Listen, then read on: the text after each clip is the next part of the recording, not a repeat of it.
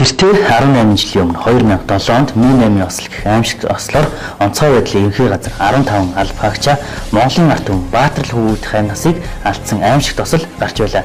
Тэр үед аврах ажиллагааг яаралтай эхлүүлэх байсан боловч тушаал батлах ёстой байсан. Тухайн үеийн онцгой байдлын асуудал эрхэлсэн сайд буюу Шадар сайд Амар сайхны ах Ис Отгон баяр болоод нэр бүхий сайд нар одоогийн ерөнхийлөгч хөрөлцөхийн төрсөн өдрийг тэмдэглэж байсны улмаас аврах баг тушаал хүлээн ихээхэн хугацаа алдаж Ми8-тай осолдсон албаагчид 4 өдөр тайгад аврал хүлээсэн байдаг тухай хэвлэл мэдээллийн хэрэгслүүдээр гарч байсан байна. Тэгвэл 4-р сарын 26-наас эхлэн Сэлэнг аймгийн Хушаад суманд халгарч аврагчид эвдэрхий програмтай сүлжээгүй уцтай төмрийг унтраахаар ажиллаж байна. Харин энэ үеэр онцгой байдлын ерөнхий газрын нисдэг тэргийг Шадар сайд Амар сайхан хойд бүсийн зөвлөлийн анхтаар хуралдаанд оролцохоор Булган аймаг руу авч явсан байгаа юм. Бадсан хүн ална гэхчээр Амар сайхан Булганаас Сэлэнг рүү шууд нисэж галын голомтод ажиллаа гэх сүрчин зураг оруулсан байх юм.